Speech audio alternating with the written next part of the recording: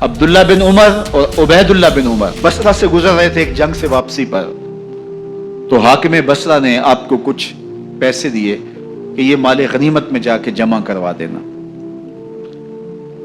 اور پھر خود ہی مشورہ دیا کہ عراق کے اندر فلاں فلاں چیز بہت سستی مل جاتی ہے اور حجاز میں ان چیزوں کی قیمت زیادہ ہے، تو اگر آپ ایسا کر لیں کہ یہ ان پیسوں سے خرید لیں اور جا کے مدینہ المنورہ میں فروخت کر دیں، تو جو زائد پیسے آپ کمائیں گے وہ آپ کے ہوئے، اور یہی اشرفیاں جو میں نے دی ہیں آپ کو، اتنی اشرفیاں بیت المال میں جمع کروا دینا، تم نے محنت کی ہوگی، تجارت کی ہوگی، تو جتنے بچیں گے وہ آپ کے ہوں گے۔ تو انہوں نے کہا بہت اچھا، وہاں سے مال خرید لیا، مدینہ المنورہ میں آ کے بیچ دیا، جتنی اشرفیاں انہوں نے وہاں سے دی تھی بیت المال کے لیے، اتنی بیت المال میں جمع کروا دی۔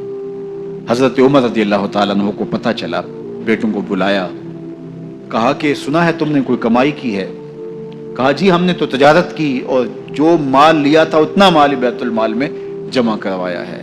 کہا تم بیت المال کے پیسوں پر کمائی کی ہے، وہ پیسے بھی تمہیں بیت المال میں جمع کروانے پڑیں گے۔ یہ عمر ہیں رضی اللہ تعالیٰ عنہ۔ رومی شہنشاہ کی بیوی سلام بھیجتی ہے حضرت عمر رضی اللہ تعالیٰ عنہ کی اہلیہ کو، تو وہ 1 دینار ادھار لے کر کے اس کا عطر خریدتی ہیں اور شیشیوں میں ڈال کر کے ان کو بھیجتی ہیں کہ چلو ایک رواداری کا اچھا ثبوت فراہم کیا جائے۔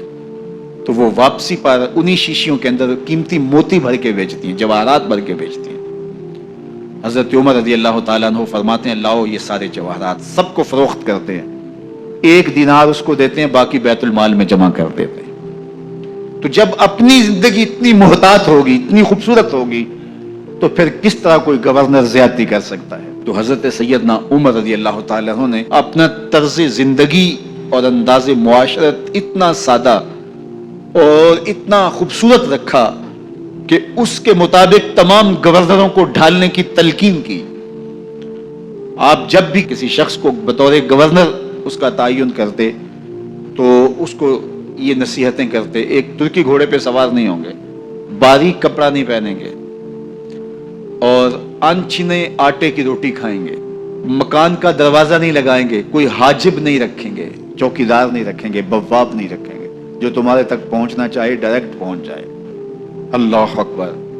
اور پھر جب کسی کو متعین کیا جاتا اس کی جائیدادیں لکھ لی جاتی ہیں کہ اس کے پاس کتنی جائیداد ہے، وہ حساب اپنے پاس رکھتے، اور جب وہ معزول ہوتا یا اس کا وقت ختم ہوتا تو آپ دیکھتے کہ اب اس کے پاس جائیداد کتنی ہے۔ اگر وہ جو پہلے آپ نے اپنے پاس ریکارڈ رکھا ہوتا اس سے جائیداد اس کی زیادہ ہوتی تو حضرت عمر بقیہ جائیداد بیت المال میں جمع کرتے۔ اللہ اکبر۔ اور یہ کیسے تھا؟ گورنر بول نہیں سکتا تھا، اس لیے کہ حضرت عمر کی اپنی بود و باش بھی اسی طرح کی تھی، اپنا طرز زندگی بھی اسی طرح کا تھا۔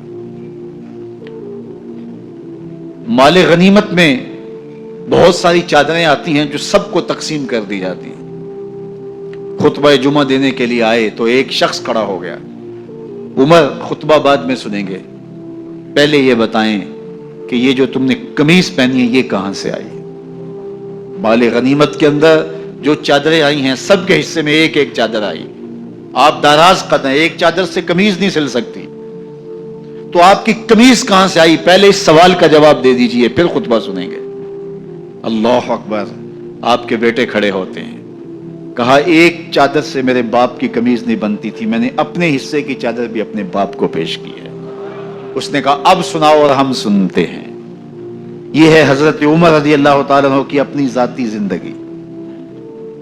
ایاز بن غنم کے بارے میں یہ پتہ چلتا ہے کہ وہ موٹے کپڑے نہیں باریک کپڑے پہنتا ہے، اس نے گھر کے دروازے پر بواب بھی رکھا ہوا ہے، چوکیدار بھی رکھا ہوا ہے۔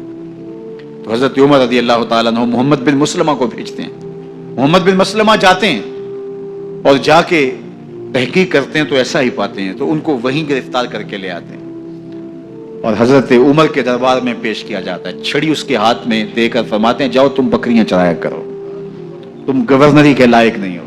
ایک گورنر کو بکریاں چرانے پہ لگا دیتے ہیں اس لیے کہ تم نے ان اصولوں سے، ان ضابطوں سے انحراف کیا ہے جو ایک سلطنت کے ذمہ دار کے لیے لازم اور ضروری ہیں۔ دور موجود کے حکمرانوں کو چاہے وہ عرب کے حکمران ہوں چاہے وہ عجم کے حکمران ہوں، اگر وہ اسلام کا نام لیتے ہیں تو انہیں اپنے اعمال کا جائزہ لینا ہوگا کہ ہم کھڑے کہاں ہیں۔